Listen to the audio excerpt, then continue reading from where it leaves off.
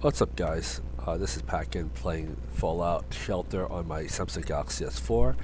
I've been playing this for 2 days, and I'm getting a pretty good gist of how it actually plays. Um, I'll tell you how I set up these corridors and how I'm able to prevent deathclaws from coming into my base. But for now, on top is my power. Middle is my food and my water production. Um, and over there, at the bottom, all the way down, on the middle. Let's see. You have then you have my medical and my science facilities, able to produce stem packs and some med packs, and rataways and stem packs. And more rat attack. I have to bring some guys from the top. What's great about putting the the power of all places on top is that it has strength, and with strength you're able to damage the enemies more quickly than any other stat, which is like you can't use perception, you can't use like dining up. You want strength to be up, and I can't seem to heal this guy. I can't seem to heal him. The Galaxy S5, the Google Play is preventing me from healing him. Oh, now it died. Oh god, he died, and I had to revive him for 380. Now I have, you see, I have like all these stem packs. I could have healed him, but thanks to Google Play, I can't really press on it, so I had to move in the middle. Let's see. Oh, I think this is good. Anyways, for my first character, I was able to obtain several of the Vault cards, and one of it being that it is a T armor. That armor is one of my favorites that I've been using for my top, and I have my alien blasters that came from the rare drop from the card, and as well as the little Calypso, the little kitty cat running around my base, and that made my day for for starting out in the game.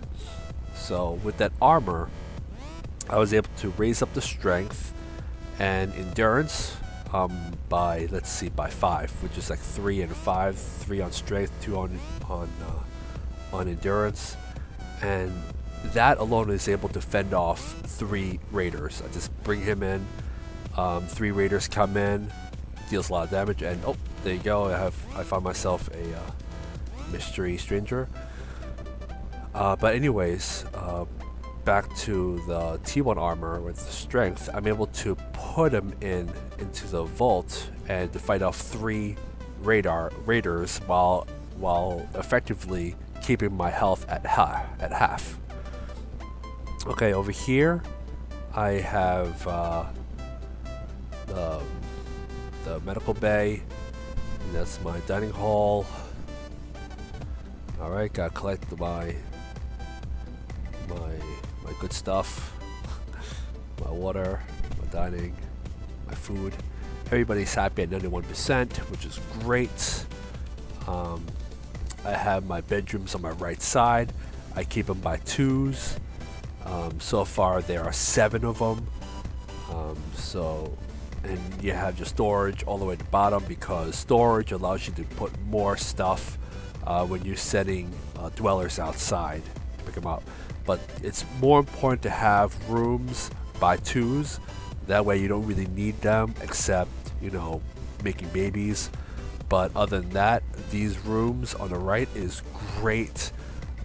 Great way to control space, as well as space you don't really need until you need it. You need it only for getting more dwellers. And I personally, I don't prefer having 3 buys. 3x3s. I prefer 2 buys. That way I'm able to control amount of space, as well as 6. You have about 7 by 2s, so it brings me back to what if you have 2 by 2s of 7s, then you would have about 157 or 158. But if you have 8 of them, you should be able to get at least 170 something. And if you were to upgrade it, because I upgraded only twice, so if you upgrade it 3 times, you're able to reach up to 208 with 8 rooms of 2s. But that's another thing. I want to keep it on tier 2. Keep in mind that all the other rooms are tier 2, except for the fitness, the audio radio station. They're still remaining 1. Medical and sciences, they're both 1. Personally, I would love to upgrade them, but I didn't run a risk having to fight a Deathclaw because it's too early for me.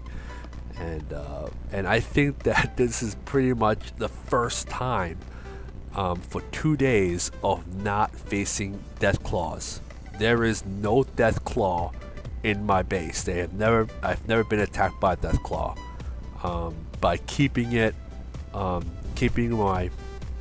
my dwellers, my population at 37. You don't want to overpopulate, otherwise it is too hard to control how many you want to train your dwellers. So I keep it slow.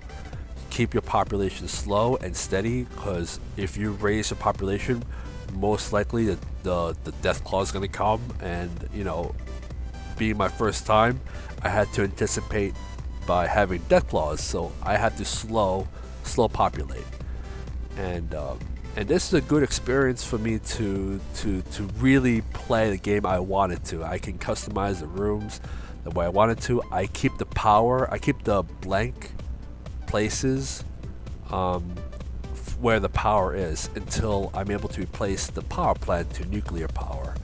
I keep them spaced out, as you can see, between the hold on. As you can see from the weight room, you have I keep them at 4. Every room is filled up in capacity.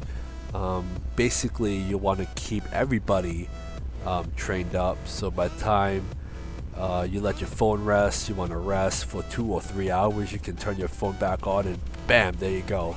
Everybody is upgraded. It's definitely recommended that you have to put them into training spots. You have to put them up in training, because that way they're able to fulfill, up their stats, and that way you can switch them out and put more stats towards either strength, perception, any of the special stats. You want to raise them as high as you could. That way, when you have full stats of specials, you could have, you could potentially have legendary babies, which I don't have it yet because I'm still growing my dwellers. But it is important that any dweller that you're getting is going to be raised with hopefully a legendary baby when you have full stats. Alright, I have my... Alright, that's my medical science bay. I keep it at 2s, 2 medicals and 1 science, and that's basically how I would be able to control how much power I can obtain from all this. I don't want to put in outfits. I don't want to put in, weapon maker or something, because if you think about it, if you want to put like a weapon design and outfit design, you're just wasting more power, because it won't be effective until you have 45 population. So when you keep it low at 37, and you keep all your guys on the right hand side, and you keep them training, because you have about 7. So far I've used 5 of the facilities.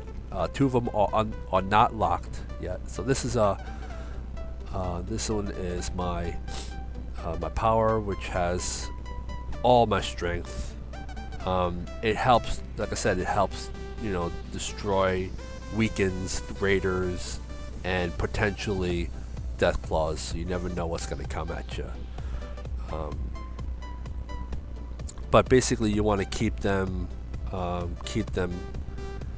training. All right, so let that run. All right, let that run. Okay, so basically, this is my layout. I hope you like it so far. Like I said, that big empty space is potentially, if you have at least more than 100 dwellers, or maybe 150, I anticipate that's going to be eating up some resources. So I had to make sure I put enough space between the medical bay and the food and water supply. Keep them relatively spaced so that when I needed them, I would accommodate that space for the number of population I would obtain. So it's good that you could control that much space in between. I keep my medical bay somewhere in the middle so that I can control how many stim packs and how many rataways I want. Again, this is my storage. Storage is only there when I bring my guys outside and collect stuff. I have plenty of storage. I have about 110. So I have I have 120. And I think I have about 19 stuff so far. I haven't even fulfilled that gap yet. But anyways, I have nobody in the medical bay because I'm actually putting all my guys training. And each of the rooms, such as the water and diner, are twos. They run by 2 people. So it's 2 people per station, except the power. The power has at least 3 on top, 1 of each for each station. The reason that I have to have that much power is to lessen the duration. Meaning, less on the power consumption, because you see that ridge in the middle of the power, that is your breaking point. The more power plants you put into it, the lower the bar is going to be, which is the safe zone. So you want to keep yourself hopefully somewhere in the middle, all the way to the bottom. But anyways, back to my strategy. Again, this is my first time playing, so bear with me. It's a work in progress, and so far, I like it. I don't think I wouldn't do any damage to it. I've done a lot of tinkering back and forth, finding some ways to make it efficient. So far the barber shop is temporary. Until I reach level 45, I will destroy the barber shop. Destroy the radio. Calling in more dwellers, and just put in a barber shop or whatever crap you want on it. Over here is my weight room. My whole point was to put them up to spec, strengthen them up. That way you can switch, and there you go, another road. Those rad roaches are real troublesome. All right, so let's bring this guy over. The stupid Google Play is in the way. Move him over there. Alright, go and collect some stuff. Alright, so it's not going to be like this Morat incident where I can't give him health packs. This time I should be able to do it just fine. Alright, so stim pack away, no problem. Everybody's happy, 91%. Alright, so I want to keep everybody at 91% for each evaluation. Hopefully, then I could get a lunchbox. I think if you keep it at 90%, your chances of getting a lunchbox is high. You just have to keep doing that for the next 6 or 7 days, a whole week. Alright, so with that being said, now the reason I leave the charisma and the audio on top is that in the long run it's going to be pretty useless. If you're talking about charisma, you're only there to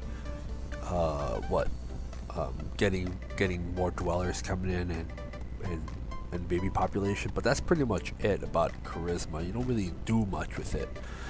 So you keep it on top and you strengthen up charisma so that you can get the dwellers up to 45. Over here, again, this is my power, and I keep, and with the power you can actually move your characters across the vault door. You don't want to keep, if you're running low on people, you don't want to leave 2 people to protect the door. You already have, you have enough protection from the people up on the top, because there's more strength. Again, I have 1 guy taking on 3 raiders, no problem. It has the alien blaster with the armor. You want to put 1 guy on top and just destroy 1 or 2 raiders, and by the time they come in, they will be brutally massacred by 2 other ladies in a power station that has good strength, like maybe like strength 9 after adding that country girl wonder bra. But that's a strategy you want to keep. Strength on top so you can weaken the enemies by the time they reach to the bottom.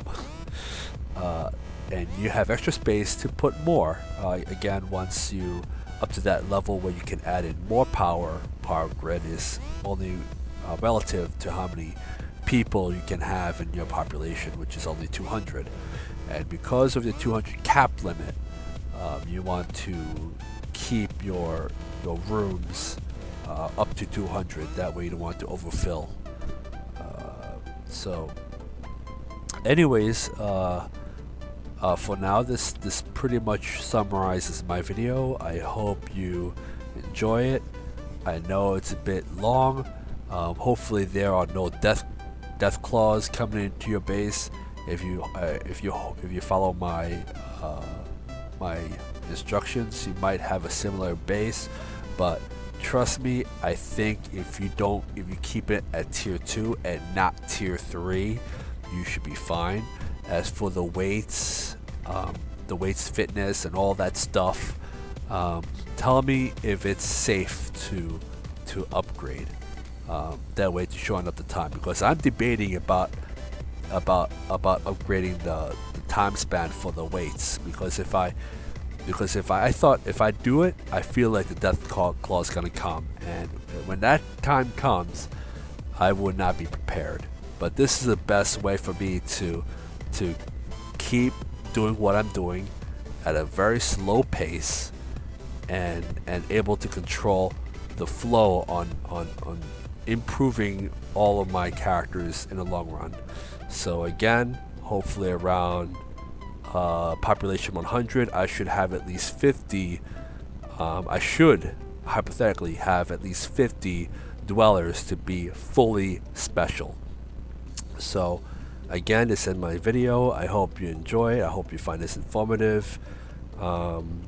If you like my video, please leave questions and comments. I know my phone is pretty much overheating right now, so spare me with the phone, because this phone is what I got to do this video. So I hope you enjoy it. Again, hope you enjoy it. Anyways, Packin signing out. Bye.